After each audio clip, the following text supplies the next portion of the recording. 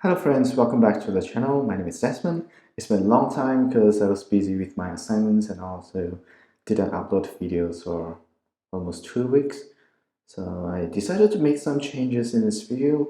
So the first thing is I increased the font size because there are some people suggesting me that the font size are too small. And the second thing is that I try to explain in the new method where I type up all the codes and I explain along the way. So what do you need to know before you start? The first thing is that you need to know that there are two file types. One is binary, another is text, and for the binary we would use file input stream and object input stream. For the output we would use file output stream and object output stream. While for the text, however, we do not use object input stream but we use scanner. And for the output, we do not use object output stream, but we would use print writer. So the first question asks us to write a program to store the table below in a binary file named course.dat. So this is the thing that we need to store. A course code and the course name. Then we would ask the user to enter a course code and the program will display the course name from this file. This binary file. So for the first question, we are dealing with a binary file instead of text file. So we would use file input stream, object input stream, file output stream, and object output stream. So this is the code for the question 1. Because we are writing to a binary file, we would use file output stream and object output stream. So how to write that, right? At first, we will need to put in the path which is specified over here. So the path is the file name or the path that we store the file. So it should be a file name at the very end. We will put the path in the file output stream and then we'll put this file output stream into the object output stream. Then we would use this object output stream to write to the file. And then after that, we will close the object output stream and close the file output stream. So the thing that we write is actually a string. So we would use write UTF. So for the first line, second line, and third line, all are just different course codes and course names. We would use write UTF in order to write them to the file. If we are writing integers, however, we would use write int, which stands for write integers. But in this case, we're just dealing with strings, so we would use write UTF. Also, when we are dealing with files, we would need to catch the IO exception. So this is just a requirement. If you don't put this, the program won't compile. And so the first part over here is just to write out this table to the file named q1 course.dat. The second part, however, we would ask input from the user. So this is just basic thing. We use a scanner object and then use next line to get the course code. And then we would also define this as empty string, where course name is empty string. So this is the thing that we want to find from reading the file. So now, also we have written the file, we have asked the user for a course code. Now we need to read from the file. To read from the file, we would use file input stream and object input stream. The thing is the same. The file input stream takes in the path, and then the object input stream takes in the file input stream. And we would use this to read. So to read, we would need to use read UTF. So in this case, let's say that we are reading the first one in the file, which is CS001 programming 1. Okay, so this is the first thing that we read, the first line. And then when we read, we will use substring 05. So substring 05 stands for we just take the 0th index until the 5th index. So let's say line, if this line is over here, if this line is CS001 programming 1, then line.substring 005 would be just 0, 1, 2, 3, 4, 5. So from 0 until 5. So substring 005 would just be CS001. Okay, then we would equals it to the course code. So let's say that the users enter CS002 over here, then this would compare CS001 to CS002. If this is false, then because CS001 is not equal to CS002, so this would be false, then this line would run and it will proceed to read the next line. Okay, so the next line would be CS002 data structure. Okay, so when checking, you'll first read the 5 characters from the line over here, so which is the 002, and then compare it to the user input over here. So the course code is the user input, and line is the line read from the file.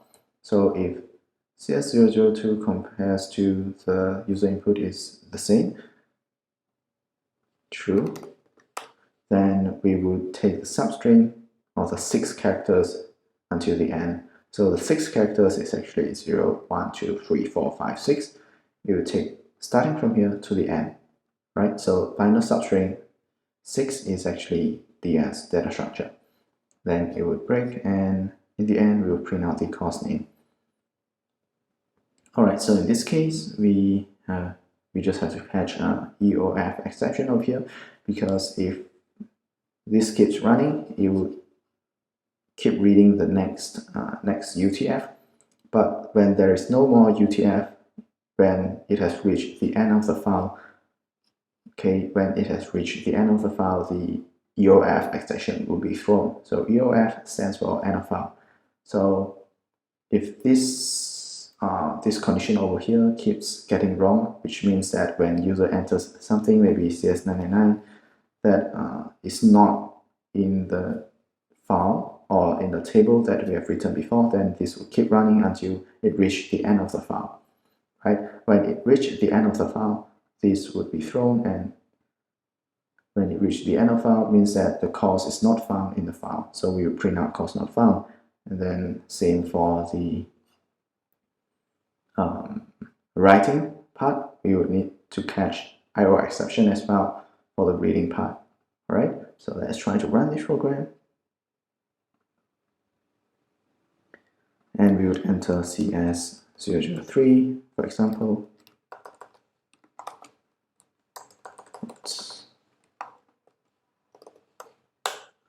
We would output operating system, so which is correct.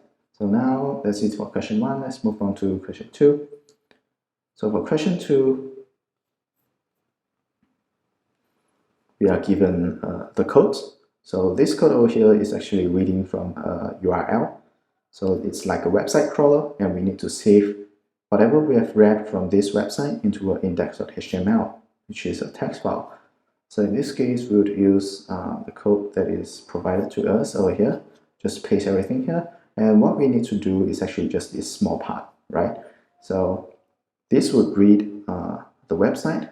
You would use open connection, get the input stream from this URL connection, and then save it to a stream. Then this input stream will be fed to a scanner. So what we need to know is that we can use this scanner to read this website line by line. And in order to save it to a file, we will use a file output stream. Then we'll specify the output file name that we need. We will write to over here, index.html, and then we will use print writer. Why not object output stream? Because we are writing to a text file. So we do not use object output stream because this is for binary, and we would use a print writer instead to write to a text file.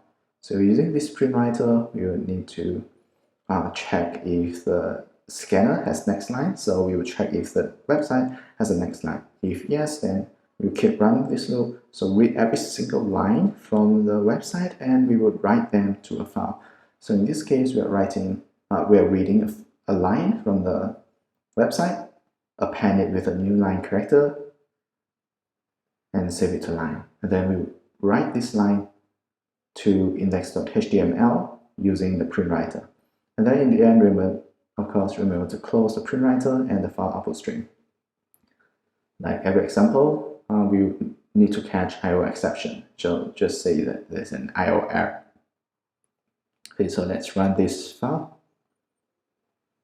And it doesn't return anything because we do not print anything, but it has created a file over here, which is index. So this is the website that we have crawled from the URL given. So you could open this in a browser and see that this thing is the thing that we have crawled from the website. Alright, so let's move on to the third question. But before that, you could also change this to a different URL and experiment it with yourself and see what kind of website that you get. So now question 3. So question 3 is about reading a file, and we need to reverse every single line in that file and save it into reverse.txt. So of course we're dealing with text file. So if the question doesn't specify that it needs to deal with a binary file, we would usually assume it to be a text file. So for example, if the input file has a hello world line, and then in the output file, we'll reverse this hello world into DLROW space OLLEH, right? So pretty straightforward. You just need to learn to read and write. So to read, you need to use a scanner and file input stream. So specify the input file over here. Into output, you use printwriter and file output stream, and you need to specify the output file over here. And then for every line in the scanner, we run this code, right? As long as the scanner has next line, we'll read the next line. So for example, we actually have a code over here. So in this case, we have the input file over here. I've typed in this hello world, I'm a CS student, so it has 3 lines in total. And the output that we expect to get is this, right? ELLH, OLLEH, DRW, full stop, and everything in reverse. So we will read the next line, and we will reverse this using string builder. So this is a common method that we'll use in a lot of programming competitions. You could also use a for loop over here, reverse the character line by line, but this is more straightforward and you are less likely to have a logic. And you are less likely to have a logic problem in your program. So you just declare a string builder object, and then append the line to the string builder, and then call string sb.reverse. And then to get back the string, you would use sb.toString. So in this case, the line is, let's say, hello. And then when you reach this state, the string reverse, the reverse variable would be OLLEH. All right? So then you would write that to a file using pw.write, reverse plus a new line character. So you would do this for every single line in this file. And when you are finished, always remember to close the FIS, PW, and FOS. If you don't, maybe you would get an empty file over here. So always remember to close the input stream and output stream and also the printwriter. So in this case, because we are reading a file, it would also be helpful to catch a found not found exception. So if I have a spelling mistake over here, so let's say this file doesn't exist in my directory, right? If I run, I will get an exception, which is found not found. So let me get back to that. And of course, we'll need to catch the error exception at the end. So let's try to run this program and see how we get the reverse string. So let me change this, like this, and let me run this again. So in the reverse, yeah, so it's reverse. Okay, so that's it for question 3, pretty straightforward. You just need to learn how to read and write at the same time. So for question 4, so question 4 is just to read a file that is given and display the number of characters in the file, also the number of words, lines in the file as well. So we assume that it is a text file. So Q4, so let's say that this is the input file. We will need to read this entire file, and we need to count that there are 7 lines in total, and the characters, so 1, 2, 3, 4, 5, 6, 7, 8. So there are 8 characters for the first line. We need to do that for every single line in this and get a total number of characters. And we also need to count the words. So in the first line, there are 2 words, right? So we assume that the words are separated by spaces. So if there is a space, we would split it, and we will count the number of words after that. So this is what we are going to do. I need file input stream and scanner to read the file, and then we need to specify 3 counter variables over here, the number of characters, number of words, and number of lines. So as long as the scanner has the next line, as long as it has not finished, we would increase the number of lines. So because every time we read the next line, we increase the number of lines, right? And then to get the number of characters, we just need to get the length of the line, right? So let's say the first line is hello. So this is string, right? So if we use this dot length, you return the length of the string. So the length of the string is also equals to the number of characters in that string. So we could just simply use dot length. So for words, however, so you will need to split them by a space. So let's say hello world. So let's say in this case, we will need to split it by space over here. So you would return an array hello world, and then we would count the size or the length of the array. So the length of the array is equals to the number of elements in the array, which in this case is 2, right? So this is how we count the words. So you increment the number of characters of every line and number of words of every line, and in the end we print them out. Okay, so remember that we are dealing with the input, we are reading a file, so it's useful to catch a file not found exception. So if you don't do this, however, you see you give a error over here. So you need to do that. So it will give you hints actually by the IDE if you forgot what exception you need to catch. Okay, so that's it for question 4. Let's try to run. So you get, according to this, there are 7 lines, correct? Number of words 57 and number of characters is 317. You could validate this by yourself, or you could even use a smaller file instead of this long passage. Then you could see if your program runs correctly. So that's it for question 4. Let's move on to question 5. So in question 5, we are trying to read a binary file called person.dat. So this person.dat will have a name and age. So because I don't have the person.dat file, I will generate it myself. You don't have to do this, but because it's just because that I don't have that file, I would need to do this part. So if you are doing this problem, you could just remove this. Okay. So let me walk you through what I'm doing. So I'm generating a binary file. I would use the object output string and file output string. I'll generate to this file over here.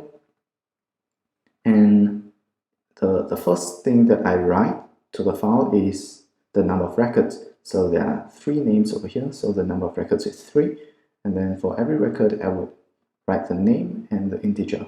Okay, so note that for integers, I'm using write-in, and for names, I'm using write-utf because names are strings.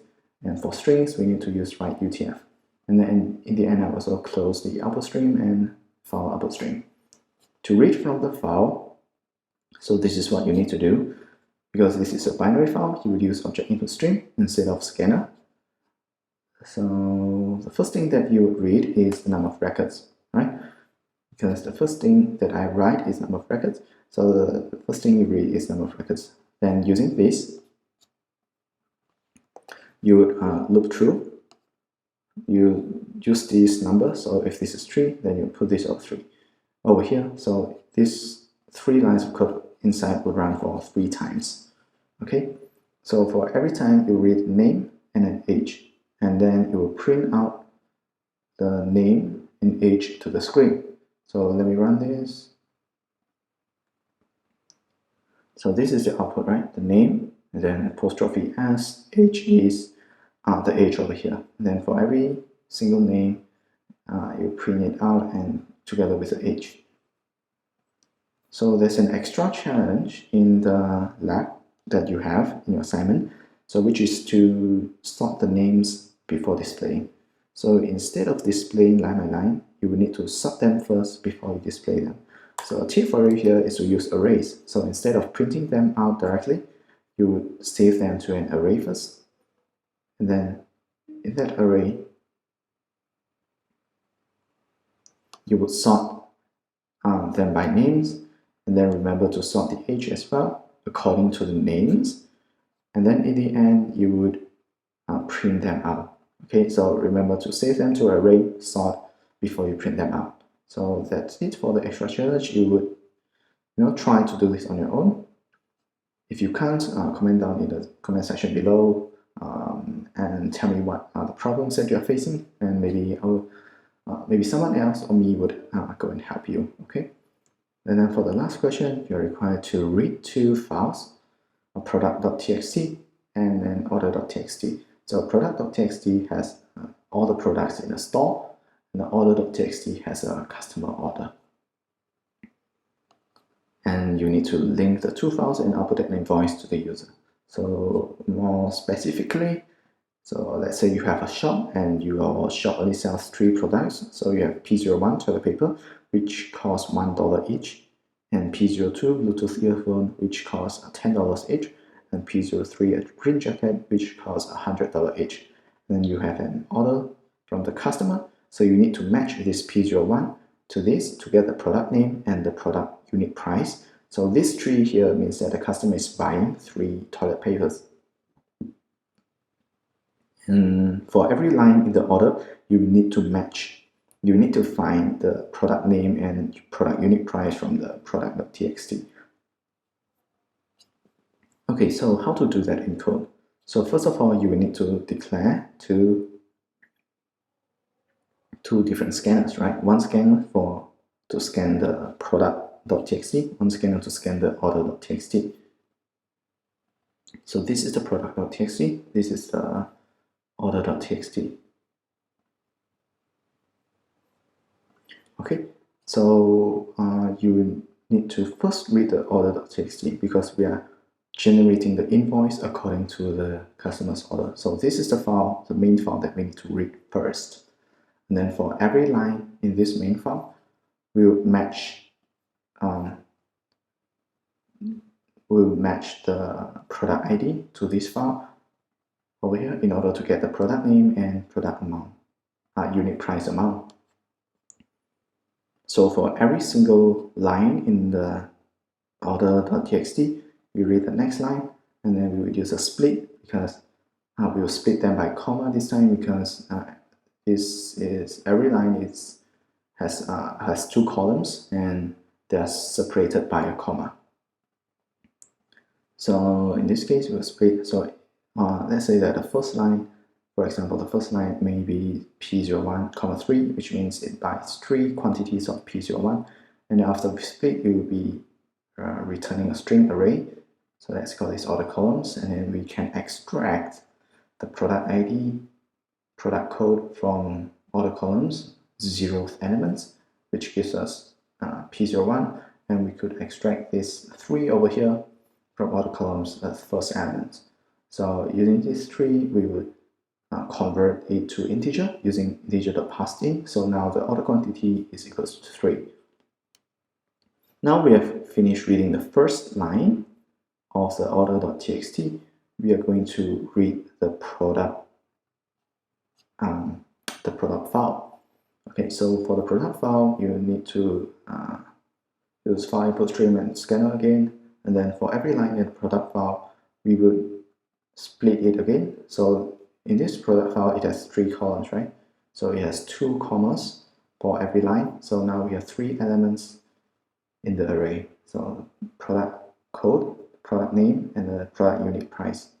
So like before, we would use a split by comma, and then using this, we would get the product code, product name, and the product unit price. So for the product unit price, we would use a double because product unit price can be a decimal number.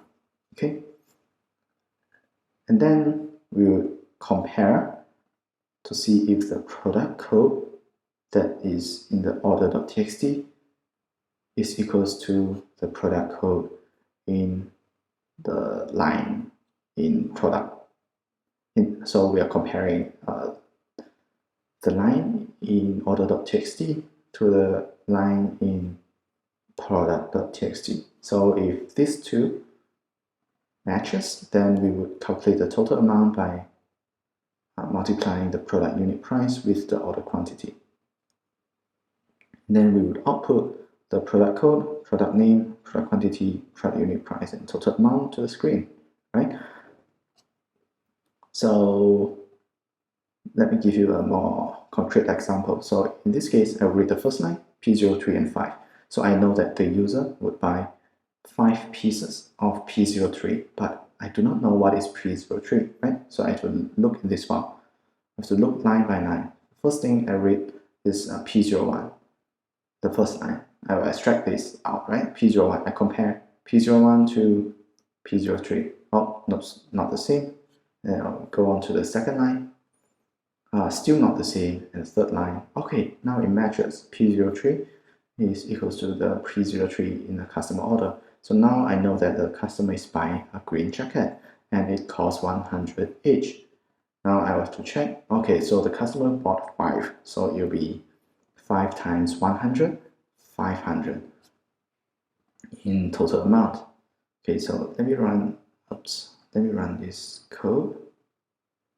So you see, so according to the order, customer order, I have gotten that the customer is buying green jacket, and then bought 5 pieces, and from the product.txt, I know that every green jacket cost $100. So in total, it is $500, right? And then for the next line, I also do the same. I'll check every single line in here to get to the Bluetooth earphone, and I'll output that to the screen.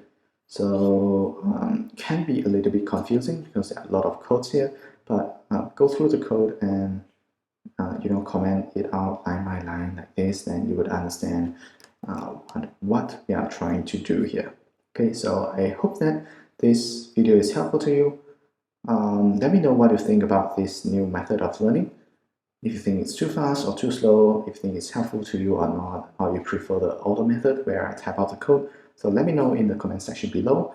I want to do the best tutorial for you. Okay, so if you think it's helpful, remember to share it with your friends and subscribe to this channel. Thanks so much for watching, and see you guys in the next video. Bye bye.